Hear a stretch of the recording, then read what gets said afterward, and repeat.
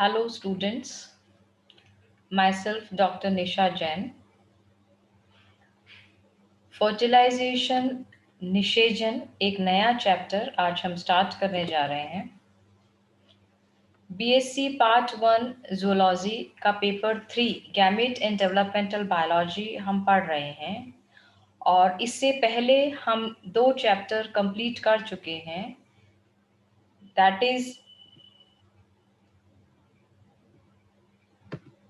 that is number 1 is history of developmental biology and number 2 is gametogenesis। तीसरा chapter आज मैं start करने जा रही हूँ वो है आपका फर्टिलाइजेशन, जिसको कि हम परिवर्धन जैविकी भी कहते हैं। इससे पहले कि इस चैप्टर को हम स्टार्ट करें, मैं आपको इसके कंटेंट्स के बारे में बता देती हूँ। इस चैप्टर के अंदर हम लोग definition of fertilization, types of fertilization, requirements of fertilization, mechanism of fertilization और सिग्निफिकेंस ऑफ फर्टिलाइजेशन के बारे में पढ़ेंगे।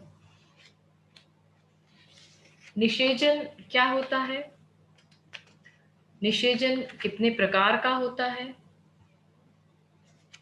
निषेचन के लिए क्या क्या रिक्वायरमेंट्स होती हैं, मूलभूत आवश्यकताएं होती हैं, निषेचन का क्रियाविधि मैकेनिज्म क्या होता है, जिसमें 5 स्टेप हम पढ़ेंगे और आखिरी में हम पढ़ेंगे निषेचन के महत्व के बारे में। फर्टिलाइजेशन, निषेचन। What is fertilization? It is the fusion of sperm cell nucleus with the egg cell nucleus to produce a zygote। जब स्पर्म एंड एग का यूनियन होता है और एक सिंगल सेल जायगोट बनता है तो हम उसको बोलते हैं फर्टिलाइजेशन। जंतुओं में मादा के अंडाणु और नर के शुक्राणु मिलकर एकाकार हो जाते हैं और नए जीव का सृजन करते हैं, इसे हम निषेचन कहते हैं।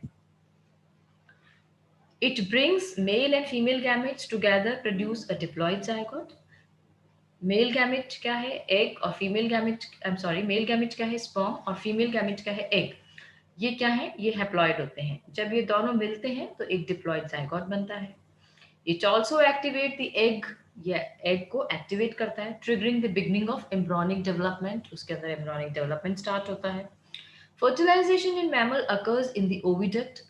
मैमल्स के अंदर, ह्यूमंस के अंदर फर्टिलाइजेशन ओविडक्ट के अंदर होता है। आपको आइडिया होगा कि फीमेल रिप्रोडक्टिव सिस्टम के अंदर ovary, oviduct and uterus 3 part होते हैं। उसमें ओविडक्ट के अंदर फर्टिलाइजेशन होता है।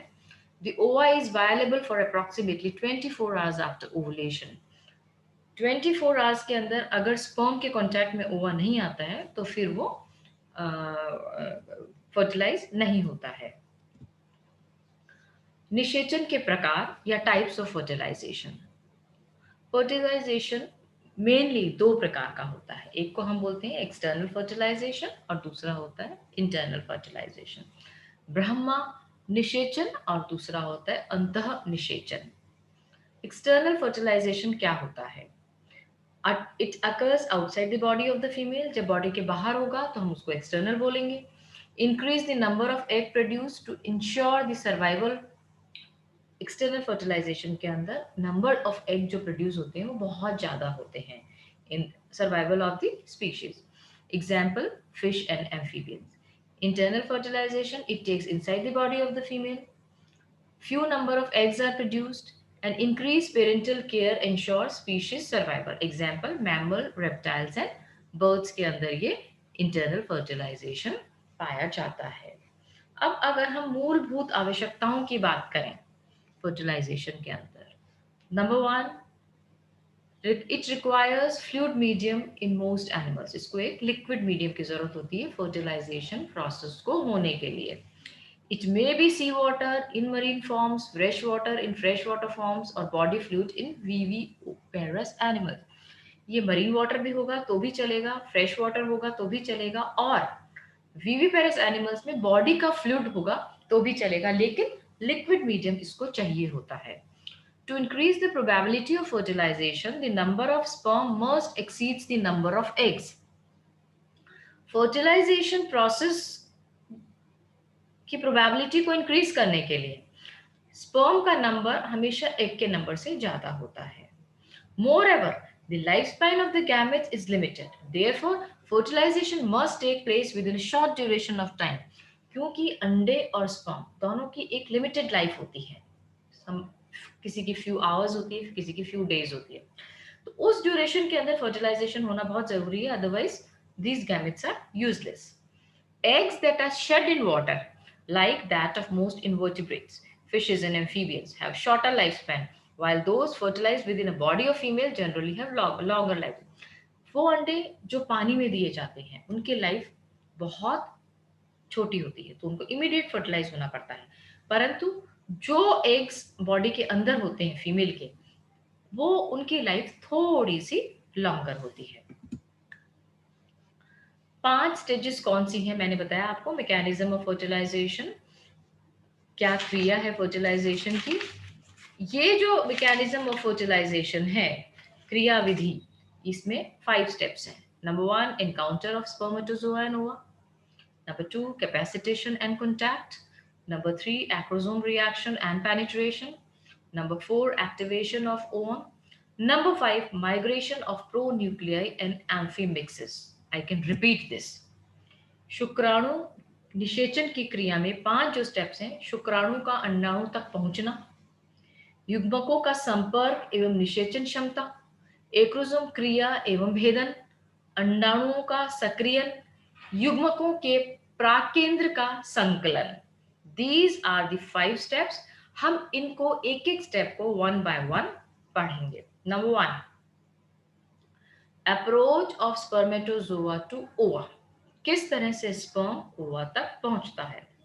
A major problem in sexual reproduction is how to bring together the spermatozoa and ova in the same locality in a fluid medium. सबसे बड़ी प्रॉब्लम ये आती है कि किस प्रकार से स्पर्म को एग तक पहुंचाया जाए फ्लूइड मीडियम के द्वारा. So individual sperms may reach the surface of ova at the right time, जिससे कि एक पर्टिकुलर स्पर्म ओवा तक पहुंच जाए एकदम राइट टाइम पर. इससे पहले कि ओवा की एक लाइफ होती है, उस लाइफ से पहले. Previously, it was thought that sperm are attracted towards the ripe egg by chemotaxis. पहला ऐसे माना जाता था कि जो एग हैं उसके अंदर कुछ केमिकल्स होते हैं जो स्पर्म को अट्रैक्ट करते हैं, और उस अट्रैक्शन की वजह से स्पर्म एग के पास दौड़ा चला आता है.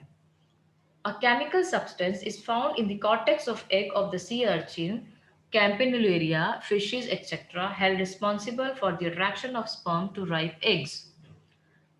एक केमिकल सब्सटेंस है जो कि एग के कॉर्टेक्स में प्रेजेंट होता है, जैसे कि सी अर्चिन में, कैम्पेनुलेरिया के अंदर और फिशेस के अंदर.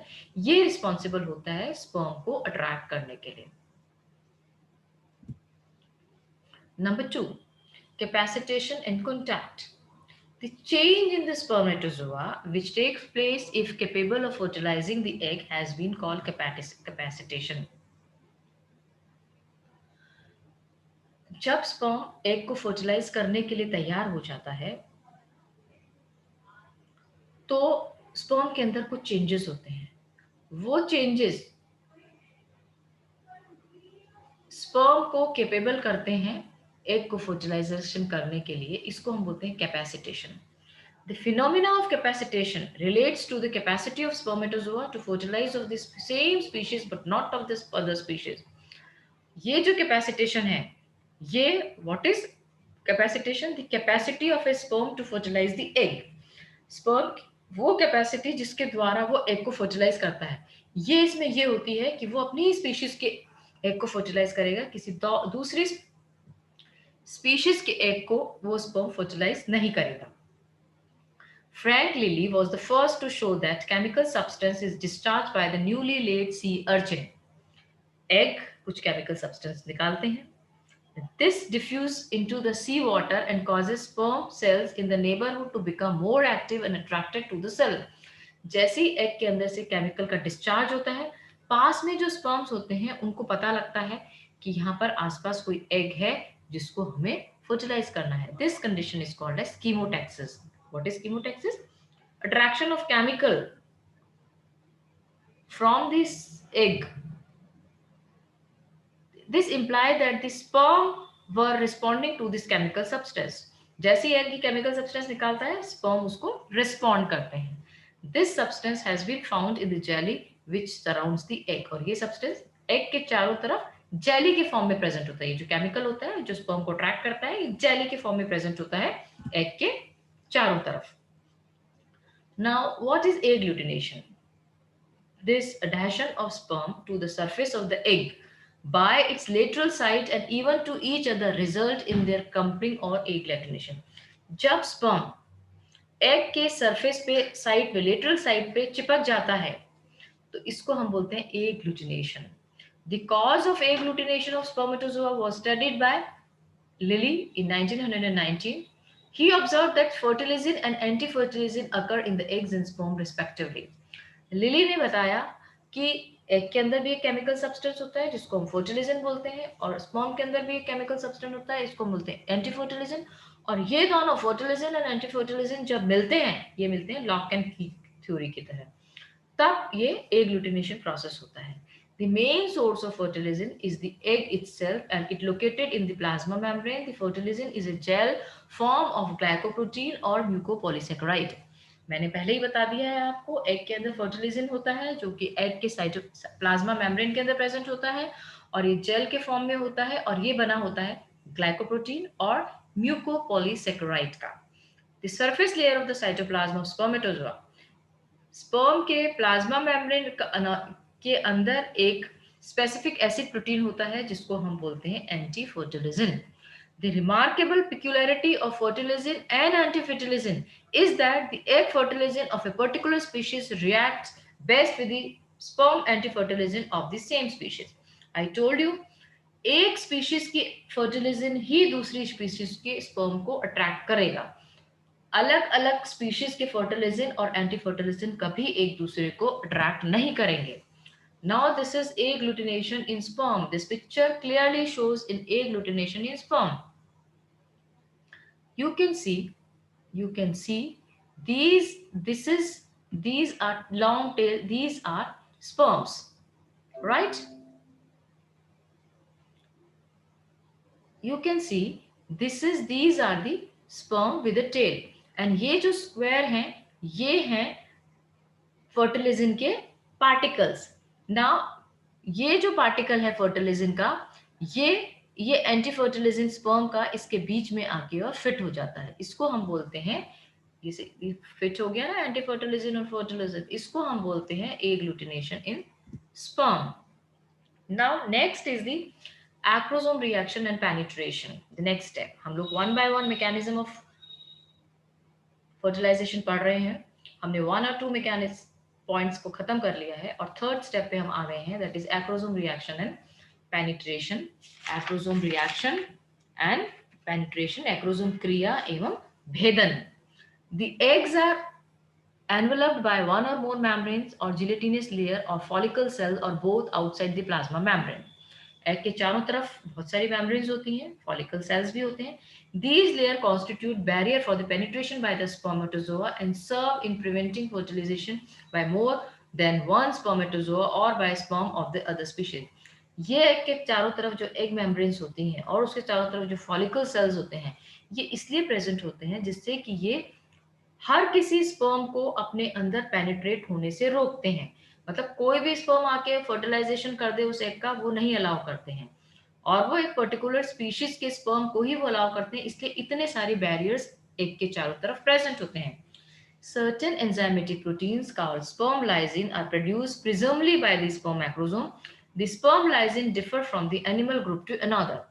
स्पर्म के अंदर एक लाइजिन, मैंने बताया, एक सब्सटेंस होता है, एक एंजाइम होता है, वो जो कि स्पर्म मैक्रोसोम के द्वारा निकाला जाता है, ये उसकी स्पीशीज के एग को ही फर्टिलाइज करने में सहायता प्रदान करता है। This is a diagram. This is the diagram showing the formation of acrosome by dictosome और गोल्जी बॉडी। स्पर्म के ऊपर जो एक्रोसोम होता है, ये एक्रोसोम गोल्जी बॉडी के द्वारा बना जाता है। ये देखिए गोल्जी बॉडी है, ये गोल्जी बॉडी के ग्रेन्यूल्स एक साइड हो गए, न्यूक्लियस एक साइड हो गया है। ये एक तरह का वेसिकल बना है और ये न्यूक्लियस के ऊपर ये एक्रोसोम बन गया। ये स्पर्म का न्यूक्लियस है और ये एक्रोसोम है, और ये एक्रोसोम क्या है, जो कि एंटी फर्टिलाइजिन या फिर लाइजिन प्रोटीन एंजाइम्स प्रोड्यूस करते हैं, जो कि एग के अंदर जाने का रास्ता बनाते हैं। Some cases, the dissolution of the egg envelope may be brought about by simple means. That is, the jelly coat of the gynoderm eggs may be dissolved as a result of acidification of seawater by carbon dioxide produced by the spermatozoa in the course of their respiration. वैसे तो देखो fertilizin और anti fertilizin के द्वारा ही sperm का egg में entry होती है, लेकिन जैसा कि एकाइनोडर्म एग के अंदर कई बार जो सी वाटर का एसिडिफिकेशन होता है, मतलब कार्बन डाइऑक्साइड प्रोड्यूस होती है, स्पर्मेटोजोआ प्रोड्यूस करता है, उससे एसिडिफिकेशन हो जाता है और वो अंदर घुस जाता है। In mammals, the eggs are encased in a layer of follicle cells called corona radiata.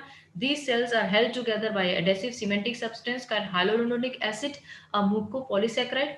The sperm acrosome produced by an enzyme hyaluronidase, which serves to dissolve the adhesive and disperse the cells of the corona radia, then penetrate to reach the plasma membrane of the egg.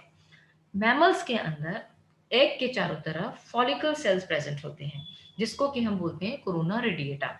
ये corona radiata को विभेदन, इसको तोड़ना बहुत मुश्किल होता है, परंतु हमारे स्पर्म के अंदर एक सब्सटेंस होता है, स्पर्म के एडेसिव, स्पर्म के एक्रोसोम के अंदर एक एडेसिव सीमेंट लाइक सब्सटेंस होता है, जिसको हम बोलते हैं हाइलुरोनिक एसिड।